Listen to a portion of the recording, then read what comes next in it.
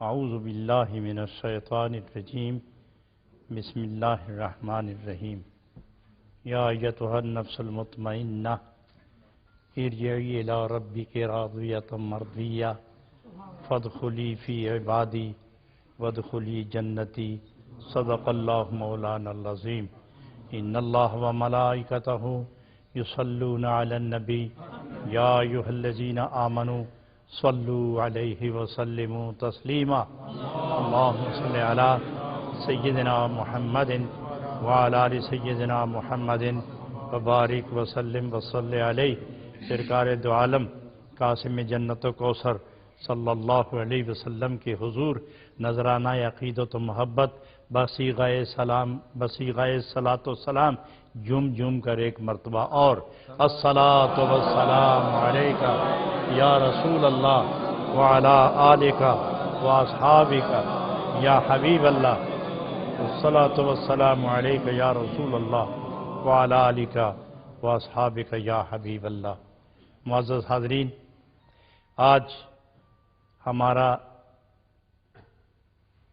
حسب ترتیب جو پروگرام ہے درس مثنوی کا، آج اس کی دوسری محفل ہے۔ آپ سب کی صدق عقیدت اور والہانہ محبت اور جسم کے معمولات پر روح کے تقاضوں کو غالب دیکھ کر مجھے بلا گمان یہ احساس ہوتا ہے کہ اس گئے گزرے دور میں بھی اللہ کو چاہنے والے لوگ ابھی بہت باقی ہیں۔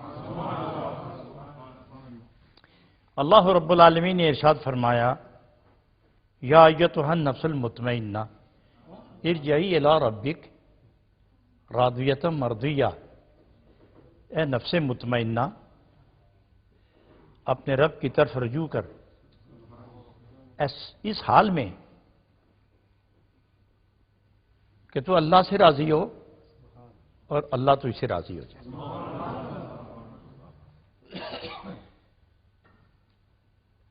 حضرات گرامی، اس آیہ کریمہ کے مفہوم کی روشنی میں علامہ جلال الدین سیوطی، علامہ جلال الدین رومی رحمۃ اللہ علیہ اسی درد محبت کو چھیڑتے ہوئے آپ نے ارشاد فرمایا بشنوز نے چوں حکایت می کند بس جدائی ہا شکایت میں کند۔ عرش کی بلندیوں سے آواز آتی ہے کہ ارجعی الی ربک، اپنے رب کی طرف رجوع کرو، اپنے رب کے حضور قرب و حضور حاصل کرو۔ اور رومی فرماتے ہیں بشنوز نے چوں حکایت می کند بس جدائی ہا شکایت می کند۔ حضرات، اس کے بعض نکات تو بیان ہوئے تھے، اس شعر کے جو بقیہ نکات ہیں میں اختصار کے ساتھ پیش خدمت کر رہا ہوں، آپ اس پر توجہ فرمائیں اور جو لذیذ بات، روح کی پسندیدہ بات، کوئی من باتی بات سامنے آئے، کان سے ٹکرائے تو دوسرے کان سے نکلنے نہ دینا، اس کو دماغ اور دل اور روح پر وارد کرنا۔ اور ایک بات میں اور بھی عرض کروں کہ انتہائی غافل انسان کیوں نہ ہو مگر وہ بیوقوف نہ ہو، انتہائی غافل انسان کیوں نہ ہو مگر وہ دیوانہ نہ ہو، پاگل نہ ہو۔ اس کی نظر کام کرتی ہو تو حسن اس کو اپنی طرف پھیر لیتا ہے۔ ظاہری چہرے کا حسن آنکھوں کو اپنی طرف متوجہ کر کے دل اور دماغ کو متاثر کرتا ہے، اور روح کی پاکیزگی ارواح کو متوجہ کر کے اپنی طرف نہیں پھیرتی، وہ دعوت اللہ دیتی ہے۔ اس لیے جناب رومی فرماتے ہیں وشنوز نے چوں حکایت می کند بس جدائی ہا شکایت می کند۔ چونکہ شعر کا ترجمہ آپ کو کل کے پہلے درس میں یاد تو ہو گیا ہوگا، لیکن میں اب اس پر تفریح بٹھاتا ہوں۔ میں 3 مثالیں دے کر آپ کو حقیقت کی طرف لے جاؤں گا کہ جب بینسری کو محبوب تک پہنچنے کے لیے ایک شکیب آزما، ایک حوصلہ فرسا، ایک صبر آزما زمانہ طے کرنا پڑا، تو پھر اس روح کو اپنے مالک حقیقی کے قرب کی منزل پر فائز ہونے میں کتنا وقت لگے گا؟ اس پر میں ایک مثال دے کے پھر آگے چلتا ہوں۔ اور چونکہ اس کے جتنے بھی شروع ہیں، جتنے شرح ہیں اس کے، سب نے اس پر زور دیا ہے کہ روح کو، بینسری کو منزل پر پہنچانا، یعنی روح کو قرب خدا تک پہنچنا ضروری ہے، اور یہ خود نہیں پہنچے گی۔ اب اس کے جو دائیں بائیں معصیت، گناہ، تکبر، رعونت، بدخیالی، بدحالی، بدمقالی،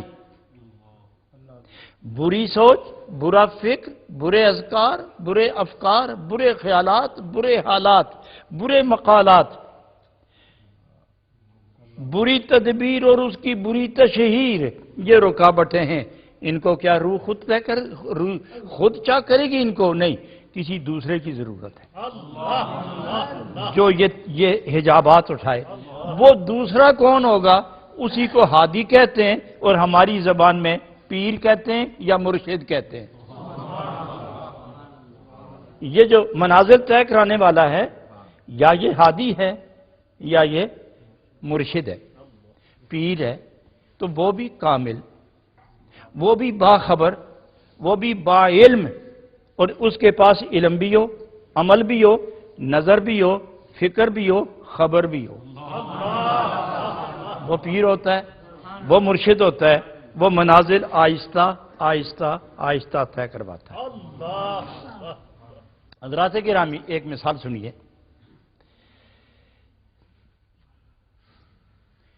دودھ گائے یا بھینس یا بکری سے آپ دوتے ہیں، برتن میں جمع کر لیں، کوئی ذی عقل کہے گا کہ اس دودھ کے فلاں حصے میں مکھن ہے اور فلاں حصے میں نہیں؟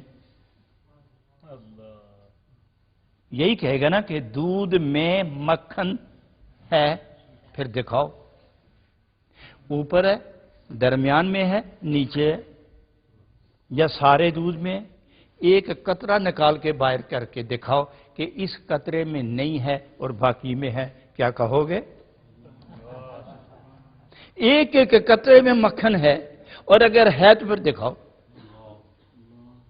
اب جو تیسری شے آئے گی، مکھن، دودھ سے مکھن علیحدہ کر کے دکھانے والی، وہ کوئی اور ہوگی، وہ شے کوئی اور ہوگی۔ اب ہم دیکھتے ہیں کہ وہ کون ہے کہ جو دودھ میں سے مکھن نکال کر بتائے کہ دودھ خالص ہو تو مکھن اس طرح نکلتا ہے۔ حضرات گرامی، یہی دودھ ہے، اس کو تدبیر کے ساتھ جاگ لگا کے اس کی صورت بدل دی، کیفیت و حیثیت بدل دی، یہ دہی بن گیا۔ اب عقل والے اور آنکھ والے اور تجربے والے اس دہی کو دودھ نہیں کہتے، شکل نہیں بدلی، وہی ہے، کیفیت بدلی ہے، ماہیت بدلی ہے، رنگت نہیں بدلی، ذائقہ بدل گیا، نام بدل گیا، کام بدل گیا، تاثیر بدل گئی، قیمت بدل گئی۔ یہی دودھ جو مکھن، یہی دودھ جو دہی بن گیا۔ اب یہ دودھ صورتیں بدلتا ہوا، بھیس بدلتا ہوا، لباس بدلتا ہوا، چال بدلتا ہوا، حال بدلتا ہوا، تیسری منزل میں داخل ہوا، اور تیسری منزل میں بڑے برتن میں داخل ہو گیا، اور ایک اور شے آ گئی۔ اب اس نے حرکت کرنی شروع کر دی۔ اور کبھی آپ چھوڑی تو آئے ملک سے، کسی کو یاد ہو کہ وہ تیسری شے کیا ہوگی؟ بولو نا، مدانی۔ اللہ ہو، آپ اس کو شاید مذاق سمجھتے ہوں، قربان جائیں اس پر جو خود تکلیف کرے لیکن جدائی ڈال دے، کھوٹے اور کھرے میں، ناقص اور کامل میں، اور ملا دے طالب اور مطلوب کو۔ حرکت مدانی کر رہی ہے، اور تھوڑی دیر کے بعد دو اس میں درجے نمودار ہوتے ہیں، ایک بالکل سر کے اوپر آ گیا اور ایک اس کے نیچے آ گیا۔ جو سر کے اوپر ہے، سطح کے اوپر ہے، غور سے دیکھو، مدانی چلنی بند ہو گئی، اور سطح پر جو چیز آئی اسے مکھن کہتے ہیں، اور جو اس کے نیچے پاؤں میں رہ گئی اس کو لسی کہتے ہیں۔ لسی، رنگ مکھن کا وہی ہے جو دودھ کا تھا، رنگ لسی کا وہی ہے جو دودھ کا تھا، رنگ مکھن اور لسی کا وہی ہے جو دہی کا تھا، مگر دودھ کا نام بدلا، دودھ کا کام بدلا، دودھ کی تاثیر بدلی، دودھ کی ماہیت و کیفیت بدلی، پھر دہی بنا۔ رنگ وہی لے کے آیا، رنگ وہی چڑھایا ہوا، رنگ وہی چڑھایا گیا ہے، وہی رنگ لے کے آیا ہے، رنگ نہیں بدلتا۔ معلوم ہوا کہ مجاز میں ہر صورت بدلتی ہے، لیکن حقیقت رنگ نہیں بدلا کرتی، حقیقت رنگ نہیں بدلا کرتی۔ اب دیکھتے جائیے کہ یہ لسی ذائقہ اور ہے، قیمت اور ہے، تاثیر اور ہے، نام اور ہے، کام اور ہے، قیمت بھی اور ہے، اور یہ اس کے سر پہ آیا۔ اس کو دبا کے نیچے رکھو پھر اوپر آ جائے گا، اور لسی کو اٹھا کے اوپر رکھو پھر نیچے چلی جائے گی۔ معلوم ہوا کہ جب حقیقتیں بے نقاب ہوتی ہیں تو اس پر جتنے بھی ناسوتی پردے ڈالے جائیں وہ اس کو چیر کے حقیقت پھر باہر آ جاتی ہے۔ اب مکھن اپنی حقیقت، دودھ کی حقیقت یہ مکھن ہے، اوپر آ گیا۔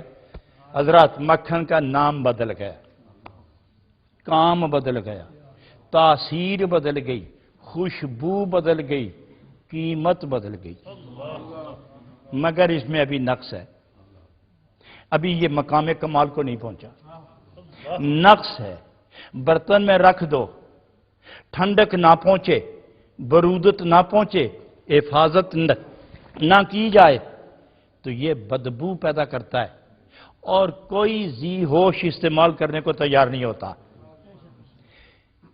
ٹھنڈ پہنچتی رہے تو بچا رہتا ہے، گویا یہ اب بھی محتاج ہے اپنی حیثیت کو محفوظ کرنے میں، کسی اور قوت کا محتاج ہے، لیکن اس کی ابھی، اس مکھن کو ابھی حقیقت بننا ہے، مکھن کو ابھی حقیقت بننا ہے۔ ابھی ایک منزل باقی ہے، جو دانشور لوگ ہیں وہ اسی مکھن کو ایک دیگچے میں ڈال کر چولہے کے اوپر رکھ کے نیچے آگ جلاتے ہیں، مکھن پگھلتا رہتا ہے، مکھن جلتا رہتا ہے، پگھلتا رہتا ہے، ابلتا رہتا ہے۔ پگھلنا ابلنا اس کے نصیب میں ہے، پگھلنا ابلنا اور جلنا یہ اس کے نصیب میں ہے، اور جو نہ جلے وہ حقیقت کا چہرہ دیکھ ہی نہیں سکتا۔ وہ اس لیے اس میں ابھی کوئی مادہ ایسا ہے کہ جس مادے میں فنا کی قوت موجود ہے، جب تک اس کو جلایا نہ جائے وہ مادہ فاسد ختم نہیں ہوتا۔ آگے اس کو جلایا، جلا کے جب ٹھنڈا کیا، شکل بدل گئی، رنگت بدل گئی، قیمت بدل گئی، کیفیت بدل گئی، تاثیر بدل گئی، عزت میں عروج ہو گیا، قیمت میں بلندی ہو گئی۔ اب اس کا نام کیا کہیں گے آپ؟ کیا آپ کیا کہیں گے؟ گھی۔ اب اس کو جلانے کی ضرورت نہیں ہے، یہ سارے مرحلے طے کر کے گھی بن گیا ہے، لیکن بنا اس وقت جب یہ جل کے یہاں پہنچا، جل کے پہنچا ہے۔ اب اس کے لیے جلنا جلانا مزید کسی آزمائش میں ڈالنا اس کے نصیب میں نہیں ہے۔ اب یہ جب بھی پگھلے گا کسی دوسرے کو فیض دینے کے لیے پگھلے گا، جب بھی جلے گا صرف سبحان اللہ کہیے، جب بھی یہ پگھلے گا تو کسی دوسرے کو کچھ دینے کے لیے، جب بھی یہ گرم ہوگا تو کسی دوسرے کو حرارت دینے کے لیے، اور جب بھی یہ اپنی حالت میں تبدیلی پیدا کرے گا تو کسی دوسرے کی کمزوری کو قوت دینے کے لیے، تو اس کا نام بدلا، کام بدلا، ماہیت بدلی، قیمت بدلی، عزت بدلی، شان و شوکت بدلی، تو یہاں آ کے کسی صاحب کمال نے فرمایا اللہ غنی، علم ظاہر ہم چو مسکا، علم باطن ہم چو شیر،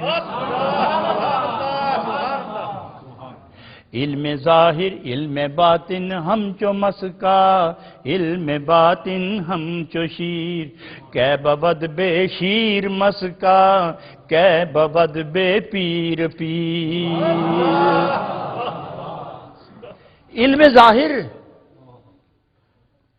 علم باطن ہم چو مسکا، علم ظاہر ہم چو شیر، یوں سمجھو کہ دودھ کی مثال اس جسم کی ہے اور روح کی مثال اس مکھن اور گھی کی ہے۔ جس طرح گھی تمام مراتب طے کرنے کے بعد ظاہر نہیں ہوا، اس طرح تمام مشکلات اور عبادات اور ریاضت و محبت اور درد اور ہجر کے صدمے اور سجدے اور رکوع اور قعود اور تلاوت و عبادت و محنت و محبت، عشق اور جلال میں جل جل کے جب تک انسان اٹھے نہیں تو جب تک جلا نہ تھا مکھن گھی نہ بنا، اور جب تک گھی کیفیات سے طے ہو کے اپنی منزل پہ نہ پہنچا مرتبے نہیں ملے، انسان تو بھی عشق کی وادیوں میں جل جل کے باہر آ تاکہ تجھے محبوب اپنا بنا لے۔ اس لیے جناب رومی رحمت اللہ علیہ بڑے پیار سے فرماتے ہیں، بشنوز نے چوں حکایت می کند وز جدائی ہاں شکایت می کند، کیوں نہ قربان ہو جائیں۔ اور یہاں جامی فرماتے ہیں، چرا نہ در پہ عزم دیار خود باشم، چرا نہ در پہ عزم دیار خود باشم، چرا نہ خاک کفے پائے یار خود باشم۔ وہ فرماتے ہیں روح کہتی ہے آؤ نا مل کے چلے اپنے محبوب اپنے وطن کو چلے۔ اب روح سے کہتی ہے، دوست سے کہتا ہے آؤ نا ملیں اپنے محبوب سے، جدائی میں زمانے تو گزر گئے، آؤ مل کے چلیں تو راستہ کہاں ہے؟ فرمایا جہاں سے ہمارا یار گزرتا گیا اس کے پاؤں کے نشان وہاں سے جلوے ہمیں بلا رہے ہیں، بھولیں گے کیوں؟ جہاں بھولیں گے ان کے پاؤں کی کہکشاں ہمیں بلا رہی ہے، اور جہاں پاؤں لگا وہاں کا ہر ذرہ ستارہ بن کے چمک رہا ہے اور دیار محبوب کی رہنمائی کر رہا ہے، دیار محبوب کی رہنمائی کر رہا ہے۔ چلو چلیں چران در پہ عزم دیار خود باشم، کیوں نہ پیار سے کہتے ہیں اے ارواحو سنو، کیوں نہ ہم اپنے اصلی وطن کو چلیں، کیوں نہ اپنے اصلی وطن کو چلیں۔ میں چھوٹی سی مثال نہ دے دوں کہ آپ کو یہاں ہو گئے، کسی کو 30 سال ہو گئے، کسی کو 40 سال ہو گئے، اور پوچھے کہاں کے رہنے والے ہو، کس وطن کے ہیں آپ؟ نیشنلٹی یہاں کی مل گئی، سکونت یہاں کی مل گئی، اولادیں یہیں ہیں، بیوی بچے رشتہ دار ہیں، گاڑیاں مال جائیداد دولتیں اور بینک بیلنس یہاں ہے، اور پوچھو کہاں کے رہنے والے ہو تو نام وہ انگلینڈ کا بتانے کے بجائے اپنے پاکستان کا نام لے رہے ہیں۔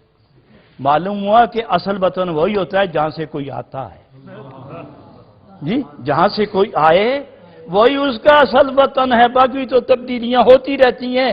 تو روح بھی کہتی ہے کہ میں یہاں تو کہہ دوں میرا اصل وطن تو وہ ہے، اصل وطن تو وہ ہے، اس لیے روح کہتی ہے چرانہ در پہ عزم دیار خود باشم، کیوں نہ اے روحو مل کے ہم اپنے گھر کو چلیں، آؤ نا گھر کو چلیں۔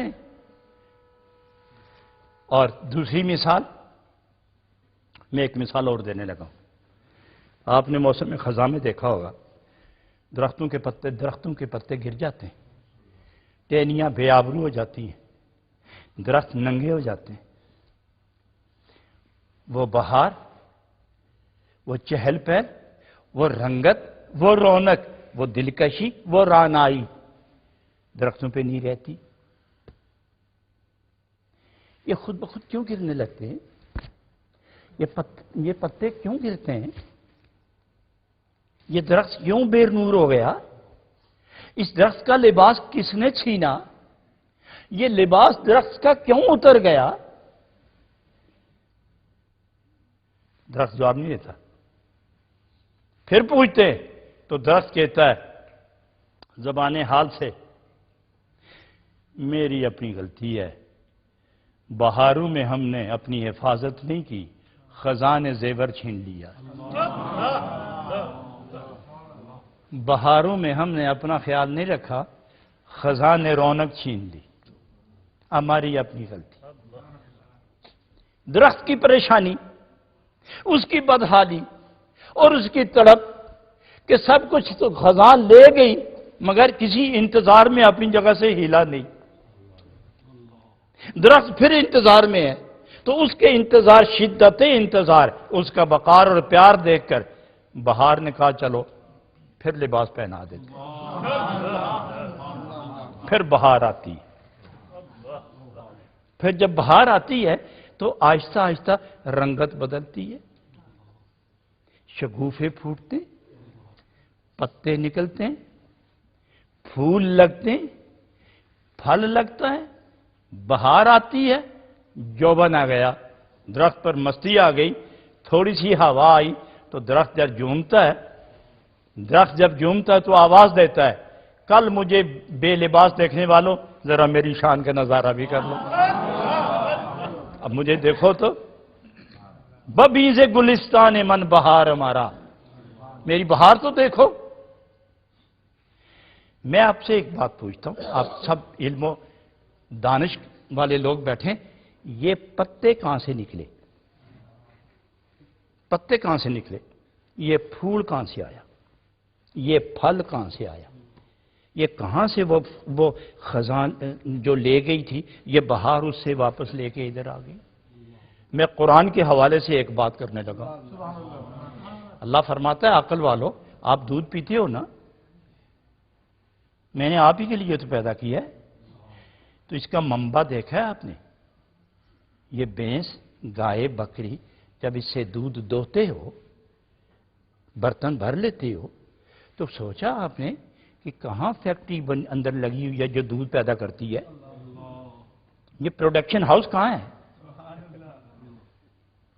تو اللہ خود فرماتا ہے کہ تمہیں تو سمجھ نہیں آئے گی نا، میں ہی بتا دوں تمہیں. اللہ غنی. تو اللہ فرماتا ہے یہ اس کی وہ فیکٹری کہاں جو دودھ پیدا کرتی ہے؟ تو خدا نے فرمایا من بین فرس و دمین. ایک طرف گوبر ہے، ایک طرف خون ہے، درمیان میں فیکٹری بنی ہوئی ہے. لیکن اگر تم ذبح کرو بکری کو، گائے کو، بھینس کو ذبح کر لو، ذبح کرنے کے بعد جہاں سے دودھ نکلتا ہے اس جگہ کے چیر کے دیکھو تو تمہیں کوئی ایسا عضو نظر نہیں آئے گا، کوئی ایسی جز نظر نہیں آئے گی، کوئی ایسی شے نظر نہیں آئے گی جس پر تم انگلی رکھ کے یہ کہہ سکو کہ یہاں دودھ بنتا تھا. بتا نہیں سکو گے کہ یہاں دودھ بنتا تھا، کوئی آدمی نہیں بتا سکتا. لیکن رب فرماتا ہے کہ یہ ہم ہی بناتے ہیں. ایک طرف گوبر ہے، ایک طرف خون ہے، درمیان میں ہم دودھ کو خالصاً سائغاً للشاربین، وہ اتنا صاف، اتنا صاف، اتنا مزیدار، اتنا پینے والوں کو ذائقہ فراہم کرتا ہے کہ تم سوچ نہیں سکتے. جو رب خون اور گوبر کے درمیان دودھ کو محفوظ کر لیتا ہے تمہارے لیے، اگر یہ روح جو تمہارے اندر موجود ہے، ایک طرف دل ہے ایک طرف نفس ہے، ان دونوں کی اگر آپ حفاظت و پرورش کریں گے تو میں اتنی اپنی نورانی قوت دوں گا کہ شیطان بھی حملہ آور ہو جائے، دل بھی غافل ہو جائے، لیکن میری محبت تمہیں نصیب ہو جائے، میرا پیار تمہیں نصیب ہو جائے، تو پھر ہم ایمان کی لذتوں کو محفوظ کر کے روح کو دیتے ہیں اور پردے ہٹا کر روح کو اپنا قرب عطا کر دیتے ہیں. اگر بھینس کے پیٹ میں سے خدا دودھ نکال کے لاتا ہے تو درخت کے تنے اور چمڑے کے درمیان میں جو جگہ ہوتی ہے یہاں ساری بہاروں کی کیفیت خدا جمع کر لیتا ہے، اور جب وہاں سے جڑوں سے نکل کر حضرات میں یہ بتاؤں، جب خزاں آتی ہے تو تمام رطوبت یہ ٹہنیوں سے اتر کے آہستہ آہستہ جڑوں کی طرف چلی جاتی ہے، اور جب بہار آتی ہے تو پھر جڑوں سے وہ رطوبت جڑوں سے پھر وہ رطوبت آہستہ آہستہ اٹھتے کتنا لمبا چوڑا پھیلا ہوا درخت، 100 گز اونچا، 200 گز چوڑا ہو، نیچے جڑیں ہیں، جڑوں سے جو رطوبت اٹھتی ہے، جڑوں سے جو رطوبت اٹھتی ہے وہ پھیلتی ہوئی ایک ایک پتے تک پہنچتی ہے اور ایک ایک ذرے تک پہنچتی ہے۔ تو معلوم ہوا کہ غذا حاصل کرنے میں درخت محتاج ہے اپنے چمڑے اور تنے کا، یہ دونوں مل کر درخت بنتا ہے، محتاج ہے جڑ کا، اور جڑ محتاج ہے رطوبت کی۔ رطوبت ملتی جائے تو جڑ تقسیم کرتی ہے، اور جڑ پر جب جو بھی چیز، دیکھیے آپ اپنے ذہن میں جب پودا لگاتے ہیں تو اس کے سر پر پانی دیتے ہیں، گلاب کا پودا لگائیں تو اس کے سر پر پانی گراتے ہو؟ کہاں گراتے ہو پانی؟ اس کی جڑ میں۔ کیوں؟ تمام پتے اور تمام ٹہنیوں پر پانی گراؤ، کوئی اثر نہیں ہوگا۔ جڑ پہ پانی جائے، جڑ میں پانی جائے گا تو وہی جڑ حسب ضرورت ہر پتے کو رطوبت پہنچائے گی۔ تو اللہ تعالیٰ ساری کائنات کو خود بخود رزق نہیں دیتا، اس دو جہان کی جڑ ہے جناب محمد الرسول اللہ صلی اللہ علیہ وسلم۔ تو خدا دیتا ہے جڑ کو جناب محمد الرسول اللہ کو، تو نبی پاک علیہ الصلوۃ والسلام فرماتے ہیں اللہ نے مجھے رزق دیا اور میں تقسیم کر رہا ہوں۔ واللہ یوتی وانا قاسم، رزق اس کا ہے کھلاتے یہ ہیں، دیتا وہ ہے کھلاتے یہ ہیں۔ تو جب درخت بہار میں پھول پیش کرتا ہے تو انسان پر بہار کب آتی ہے؟ جب یہ سجدے کرتا ہے، جب یہ رکوع کرتا ہے، جب یہ عبادت کرتا ہے، جب قرآن کھلتا ہے، جب دل کی کتاب کھلتی ہے، جب محبت کی نگاہ سے دل کی کتاب پر نظر لگتی ہے تو پھر وہ حروف نہیں پڑھتا، وہ جلوہ محبوب کی تلاش میں لگا رہتا ہے، وہ جلوہ محبوب کی تلاش میں لگا رہتا ہے۔ لوگ چیز تلاش کرتے ہیں، علاقے میں سیر کرتے ہیں، دریا میں، فضا میں، خلا میں، صحرا میں، صفوف سما کی طرف توجہ کرتے ہیں، اور صوفی کو پتہ ہے کہ محبوب تلاش کرنا پڑے تو کہاں دیکھتے ہیں، وہ آنکھیں بند کر کے سر جھکا کے دل کی وادی کے اندر محبوب تلاش کرنے میں لگے رہتے ہیں۔ اور جب کوئی سمجھ نہ آئے تو کھڑے ہو جاتے ہیں، کھڑے ہو کے پھر اللہ اکبر، دو جہاں سے منہ موڑ کے پھر ہاتھ باندھ کے کھڑے ہوتے ہیں۔ اب یہ تلاش کی ایک نئی جہت نمودار ہوئی ہے، اب یہ کھڑے ہو گئے۔ کیوں؟ اگر ہاتھ نہیں باندھتے، اللہ اکبر کی تکبیر نہیں چلاتے، خیالات ختم نہیں ہوتے۔ اللہ اکبر کہہ کے خیالات ختم کرتے ہیں، کانوں سے ہاتھ لگا کے جب ہاتھ باندھتے ہیں تو کائنات کی ہر شے دیکھتی ہے محبوب کی تلاش میں کھڑا ہو گیا، اب آواز نہیں دینی چاہیے، تو کوئی آواز نہیں دیتا۔ باپ بیٹے کو آواز نہیں دیتا، بیٹا باپ کو آواز نہیں دیتا، محبوب اپنے محب کو، محب اپنے محبوب کو۔ نماز میں کوئی ایک دوسرے کو انٹرفیئرنس نہیں جائز، اس لیے کہ وہ ساری کائنات سے جو سب سے بڑی ذات ہے اس کے سامنے کھڑا ہو گیا، کو اس سے بڑا ہو تو اس کو بلائے، اس لیے وہ اس حال میں وہ مشغول ہو گئے۔ تو یہ منزل ہے۔ لوگ کہتے ہیں، کتابوں والے کہتے ہیں، شریعت کہتی ہے کہ یہ عبادت کا مرحلہ ہے، طریقت کہتی ہے عبادت کا مرحلہ ہے، ہم بھی مانتے ہیں، لیکن یہ تلاش محبوب کا مرحلہ ہے، یہ تلاش محبوب کا مرحلہ ہے۔ کھڑے کھڑے سمجھ نہ آئی تو اور جھک گئے، اور جھک گئے۔ تو جب فرط محبت سے ندا دیتا ہے سبحان ربی العظیم، میرا رب پاک بھی ہے، عظیم بھی ہے، ملتا کیوں نہیں؟ پھر پکارتا ہے، پھر کھڑا ہو جاتا ہے، پھر جب نہیں سمجھ آئی پھر ایک اور مرحلہ طے کرتا ہے، سجدے میں چلا جاتا ہے، یا اس کا سر ہے یا زمین ہے یا محبوب کا وہ پاکیزہ چہرے کا تصور ہے، وہاں بیٹھا ہوا پھر آواز دیتا ہے سبحان ربی، سبحان ربی، سبحان ربی۔ حضرات یہ تلاش کے مرحلے ہیں، یہ تلاش کے مرحلے ہیں، یہ عبادت بھی ہے اور اظہار محبت بھی ہے۔ حضرات دیکھتے ہیں آپ اپنے گھروں میں، یہاں تو رواج ہے، پاکستان میں کہیں کہیں، لیکن اس ملک میں بہت رواج ہے کہ محبوب سے ملنے جاؤ تو پھول ہی لے کے جاتے ہیں، اور پھول لے کے گلدان، تازہ پانی، شیشے کا گلدان، اس میں پھول سے جائے، میز پہ رکھے، اور 2-3 دن کے بعد اس کو پھینک دیتے ہیں، وہ مرجھا گئے، مر گئے۔ تو پھول سے کسی نے پوچھ ہی لیا کہ جنگل میں تم خوش تھے، محل میں، سنجاب و سمور کے پردوں کے اندر، شیشے کے میز پر، شیشے کے گلدان میں تجھے سجا کے رکھا، تازہ پانی ڈالا، اور تم مر گئے۔ جنگل میں تم جیتے رہے، یہاں آ کے تم مر گئے، کیوں ایسا کیا تو نے؟ تو پھول نے زبان حال سے جواب دیا، اے بندہ خدا، تو نے اپنی مرضی پوری کی، مجھ سے تو نہیں پوچھا نا، مجھ سے پوچھتے تو میں کبھی ادھر نہ آتا۔ یہ گلدان، یہ شیشے، یہ قالین، یہ پردے، یہ سب کچھ یہ کیا ہے؟ یہ تو جدائی کا سامان ہے۔ میں تو اسی وقت مر گیا تھا جب تو نے مجھے میرے محبوب سے کاٹ کر تم یہاں لائے تھے، مر تم اسی وقت گیا تھا، اور اگر تم میری زندگی چاہتے ہو تو اٹھاؤ مجھے اپنے محبوب کے ساتھ جا کے ملا کے رکھ دو۔ تو یہاں روح کہتی ہے، بچھن وزن چوں حکایت میں کند، وز جدائی ہا شکایت میں کند۔ ہمیں زندگی چاہیے، روح کہتی ہے زندگی چاہیے، تو پھر اس کے لیے وسیلے کی ضرورت ہے۔ مرا ہوا درخت دوبارہ بہار اسے زندہ کرتی ہے، تو معلوم ہوا کہ اس پھول کے لیے جو رہنما اور ہادی اور پیشوا ہے وہ بہار بنی ہے، اور ہوا بنی ہے، اور سورج اور چاند کی چاندنی اور دھوپ بنی ہے، اور فضا بنی ہے۔ تو روح جب تو اپنے محبوب سے ملنے جائے تو پھر تجھے بھی ایسے پیر کی ضرورت ہے جو اس منزل سے حق آشنا ہو، اور وہ تجھے محبت کی اس وادی سے اس طرح باحفاظت گزار کے، سارے پردے چاک کر کے، تمہیں قرب و حضور کی منزل دے کر، سرور کا نشہ دے کر جب تمہیں چھوڑے تو تم اپنے محبوب سے جا کے مل جاؤ۔